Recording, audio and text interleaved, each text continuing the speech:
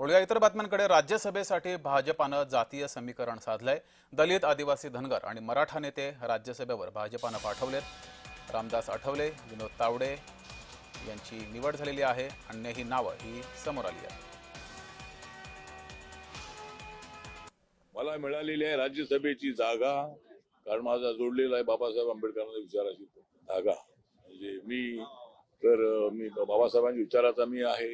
कुठेही गेलो तरी निळा झेंडा माझ्या हातामध्ये आहे आणि माझा पक्ष एनडीए सोबत आहे। माझा पक्ष बीजेपी सोबत आहे, पण मग एनडीए म्हणून ते त्या ठिकाणी आहे आणि नरेंद्र मोदींच्या विकासाचा अजेंडा डोळ्यासमोर ठेवून मी त्या ठिकाणी काम करत आहे आणि म्हणून मला या ठिकाणी संधी तिसऱ्यांदा मिळालेली आहे आणि मला मिळालेल्या संधीचं मी सोनं करेन असा मला पूर्णपणे विश्वास आहे। तर ज्यांची निवड झालेली आहे राज्यसभेसाठी त्यांची ओळख पाहूयात। विनोद तावडे यांची निवड झालेली आहे। विनोद तावडे सध्या भाजपाचे राष्ट्रीय सरचिटणीस आहेत।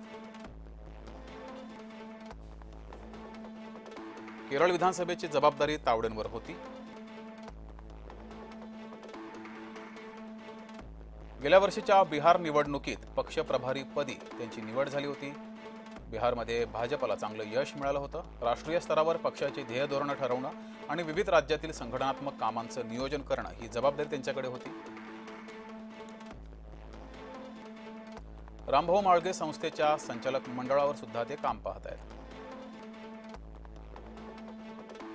कार्यकर्त्यांना राजकीय नेतृत्वाचे धडे देखील ते देतात।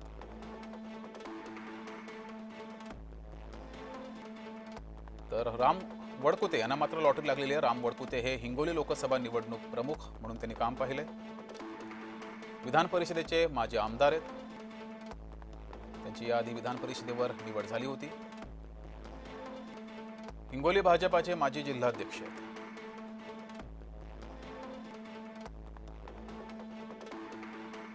पुण्यश्लोक अहिल्यादेवी होळकर शेळी मेंढी महामंडळाचे ते अध्यक्ष आहेत।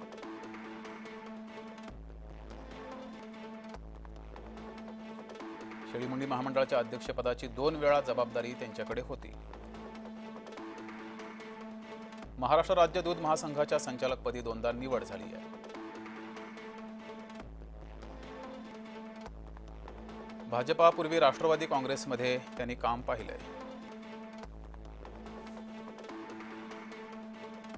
2004 मध्ये राष्ट्रवादीकडून कळमनुरी विधानसभा त्यांनी लढवली होती। राष्ट्रवादीमध्ये असताना 2014 ते 2019 दरम्यान विधान परिषदेमध्ये ते आमदार होते। धनगर समाजाचे नेते म्हणून रामराव वडकुतेंची ओळख आहे।